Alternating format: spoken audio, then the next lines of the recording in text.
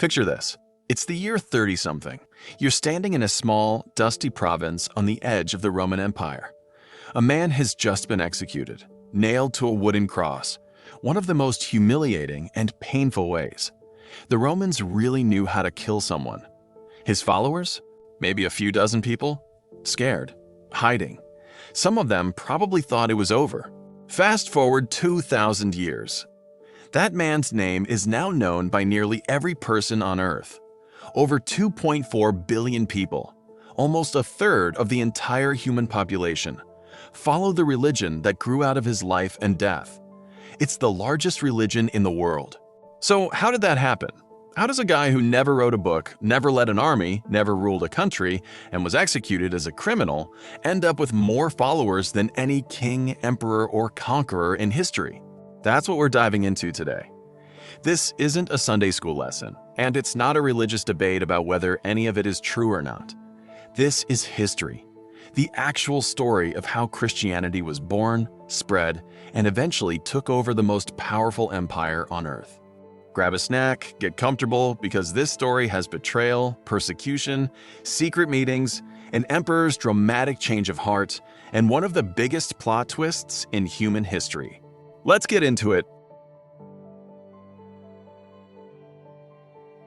To understand how Christianity started, you first need to understand the world it was born into, and that world was Roman-occupied Judea. Around 2,000 years ago, Rome was basically the superpower of the ancient world, kind of like how people today think of global superpowers. Rome controlled a massive chunk of land, stretching from modern-day Britain all the way to the Middle East. And one of the regions they controlled was Judea, home to the Jewish people. Now, the Jewish people at this time had a really rich, ancient religious tradition.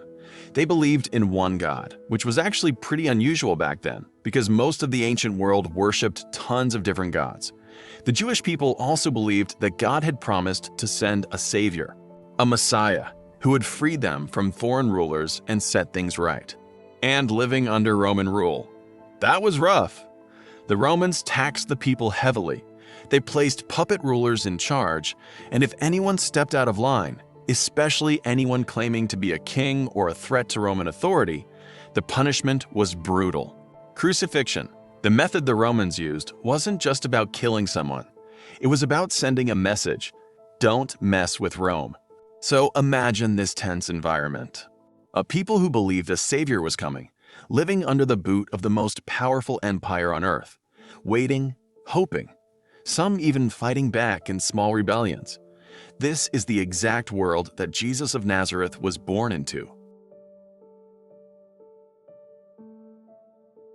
Here's where we need to slow down, because there is a lot of noise around this question. Let's separate what most historians agree on from what is a matter of religious belief. Most historians, including non-religious ones, agree that a Jewish man named Jesus of Nazareth really did exist. He was born in the region of Galilee, likely around 4 BC to 6 AD. Yes, slightly confusing, since our calendar was set up later and got a bit off. He grew up in a working-class Jewish family, and by his early 30s, he had become a traveling preacher, healer, and teacher. What made Jesus stand out wasn't that he was the only person claiming to be a religious teacher at the time. There were actually several wandering preachers and would-be prophets in that era. What made him different was his message and the way he delivered it. He talked about a coming kingdom of God. He taught people to love their enemies, to forgive those who wronged them, and to care for the poor, the sick, and outcasts of society, the exact people the rest of society usually ignored. He was known for spending time with tax collectors, people with illnesses considered shameful, and others who were pushed to the margins. He also gained a reputation as a healer and, according to his followers, a miracle worker. Stories spread of him healing the sick, and even claims of raising people from the dead. Whether you view these as literal events, symbolic stories, or exaggerations that grew over time is really a matter of personal or religious belief. But what's historically clear is that Jesus built a devoted following, and that following grew fast. But here's the thing that made him dangerous in the eyes of the authorities. People started calling him things like King of the Jews and Messiah. And in Roman-occupied territory, claiming to be any kind of king, even a spiritual one, was a direct threat to Roman authority. That kind of talk could get you killed, and it did. Around the year 30 AD, during the Jewish festival of Passover in Jerusalem, tensions boiled over. Jesus had been gaining more and more attention. He'd made some powerful enemies, some among the Jewish religious leadership who saw him as a threat to their authority and their relationship with Rome, and Roman officials who worried he could spark a rebellion. He was arrested, put on trial, and handed over to the Roman governor of the region, a man named Pontius Pilate. Pilate, weighing the political risk of a growing following around a man being called a king, ultimately ordered his execution. Jesus was crucified, nailed to a cross outside the walls of Jerusalem, alongside common criminals. It was meant to be a public, humiliating death, designed specifically to crush any movement growing around him. In the Roman playbook, this is how you stop a follower. Kill the leader, publicly, painfully, and the rest scatters. And for a moment, it looked like that's exactly what happened. His followers went into hiding. The movement from the outside looked finished. A failed preacher executed like a criminal. Just another name that history would have forgotten. Except it didn't turn out that way. Here's the turning point of the entire story. The event that, according to Christian belief, changed everything. According to the accounts written by his followers, 3 days after Jesus was buried, his tomb was found empty. His followers began claiming that he had risen from the dead and that he appeared to them multiple times afterward before ascending to heaven. Now, from a historical standpoint, we can't independently prove or disprove a resurrection. That's a matter of faith, and people land in very different places on it. But here's what we can say with confidence as historians.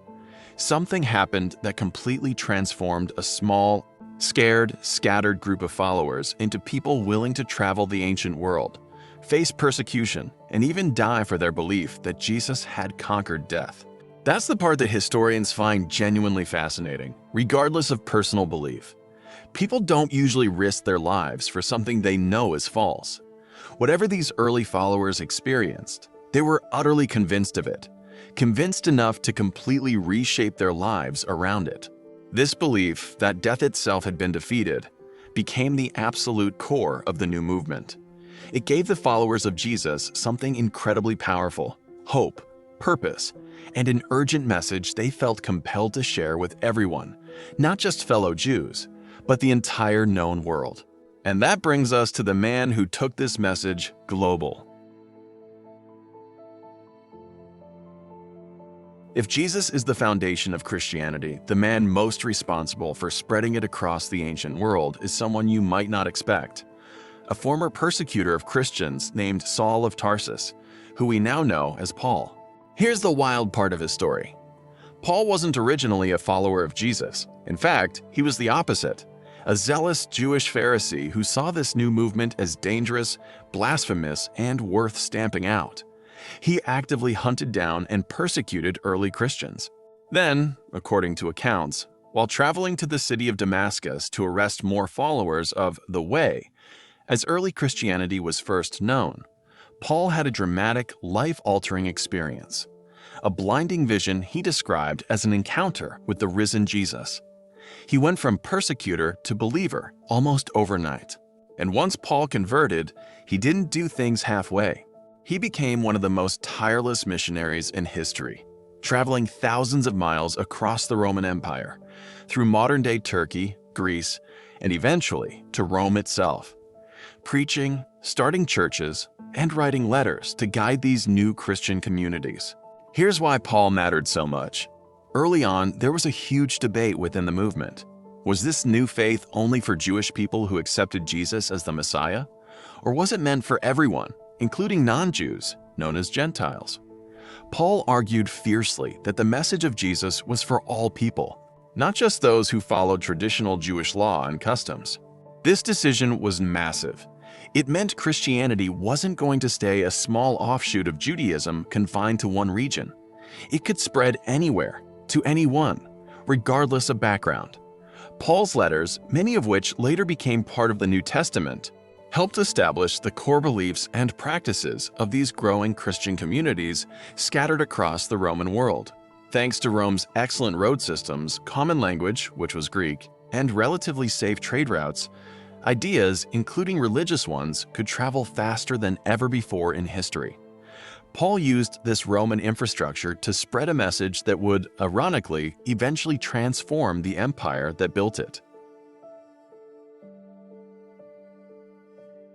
Now, you might think Rome would have just ignored this small religious movement, but that's not what happened. For roughly the next 250 years, Christians faced waves of persecution across the Roman Empire. Why? A few reasons. First, Christians refused to worship the Roman gods or the emperor as divine, which most other religious groups in the empire were totally fine doing. Rome was pretty tolerant of different religions as long as you also paid respect to the state gods. Christians, believing in only one god, refused. This made them look disloyal and even dangerous to Roman authorities, who saw religious unity as key to political stability. Second, Christians were often misunderstood. Rumors spread that their private worship gatherings involved strange, even cannibalistic rituals. This was actually a misunderstanding of the practice of communion, where bread and wine symbolically represent the body and blood of Christ. To outsiders who didn't understand the symbolism, this sounded horrifying. Because of this, Christians were sometimes blamed for disasters. One of the most famous examples. After a massive fire destroyed much of Rome in 64 AD under Emperor Nero, rumors swirled that Nero himself had started it. To deflect blame, Nero pointed the finger at Christians, leading to brutal, violent persecution. Some were reportedly thrown to wild animals or burned alive as public entertainment. Persecution continued on and off for centuries, varying depending on which emperor was in charge. Sometimes it was intense and empire-wide. Other times it was more localized and sporadic. But through all of it, the Christian movement didn't die out. It kept growing. In fact, many historians argue that persecution may have actually helped spread the religion, since the willingness of Christians to die for their beliefs, rather than renounce them, impressed and intrigued many observers, drawing in new converts. By the early 4th century, despite roughly 3 centuries of on and off persecution, Christianity had grown into a significant religious movement across the empire. No longer a fringe sect, but a community numbering possibly in the millions. And then, everything changed with one man. His name was Constantine, and he would become one of the most consequential figures in the entire history of Christianity, despite not being a Christian for most of his life. In the year 312 AD, Constantine was fighting a crucial battle for control of the Roman Empire, the Battle of the Milvian Bridge, against a rival named Maxentius. According to the story told by early Christian historians, before the battle, Constantine had a vision of a cross of light in the sky, along with words suggesting he would conquer under this sign. He ordered his soldiers to mark their shields with a Christian symbol, and he went on to win the battle decisively. Whether this vision happened exactly as described, or whether it was political strategy, or genuine religious experience, or some mix of all three, is something historians still debate. But what's undeniable is what happened next. Constantine became a major supporter of Christianity, and everything shifted. In 313 AD, Constantine issued the Edict of Milan, a landmark declaration that granted religious tolerance throughout the Roman Empire, meaning Christians could now practice their faith openly, without fear of persecution, for the first time in the religion's history. This was an enormous turning point. Constantine didn't stop there. He funded the building of churches, gave Christian leaders political influence, and personally championed the religion's growth, all while ruling the most powerful empire in the world. A religion that had been actively hunted and persecuted for centuries was now being promoted by the Emperor of Rome himself. With imperial backing, Christianity grew rapidly. But there was a problem. Different Christian communities across the empire didn't all agree on core beliefs, like exactly who Jesus was in relation to God. These disagreements were becoming serious enough to threaten unity within the growing religion, and Since Constantine now had a vested interest in Christianity's stability, unity within his empire too. So in 325 AD, Constantine called together Christian bishops from across the empire for the Council of Nicaea, one of the most important meetings in the history of the religion. Here, church leaders debated and eventually agreed upon core Christian doctrine, producing what's known as the Nicene Creed, a statement of belief that helps standardize what official Christianity actually taught. Many Christian denominations still recognize this creed today. Then, in 380 AD, under Emperor Theodosius I, Christianity was declared the official state religion of the Roman Empire. Think about how wild that turnaround is. A religion whose founder was executed as a criminal by Rome, whose early followers were persecuted, thrown to lions, and burned alive for their faith. Within about 350 years, become the official religion of that very empire. From there, Christianity's spread only accelerated. As Rome's influence spread through Europe and beyond over the following centuries, so did Christianity, eventually becoming the dominant religious and cultural force across the Western world, and later spreading globally through trade, exploration, and missionary work. So, why does any of this matter today in the 21st century? Well, whether or not you personally hold any religious belief, it's hard to overstate the impact this story has had on world history. Christianity shaped art, law, education, philosophy, and politics across huge parts of the globe for the past 2,000 years. Major world events, cultural values, calendar systems, holidays, architecture, and even the language we use every day have all been touched by this history in some way. And honestly, the story itself, just as history, is remarkable. A small, persecuted movement started by a group of ordinary people following an executed preacher somehow spread across the most powerful empire on earth and became the largest religion in human history. Whatever you personally believe about the spiritual claims involved, the historical journey from a Roman execution to a global faith followed by billions is one of the most incredible transformations in human history. So that's the real story of how Christianity was born. Not a Sunday school version, but the actual historical journey from a small Jewish movement in Roman Judea to the largest religion on the planet. If you found this interesting, let me know in the comments. I'd love to hear what surprised you most. Was it Paul's dramatic inversion? Constantine's vision before battle?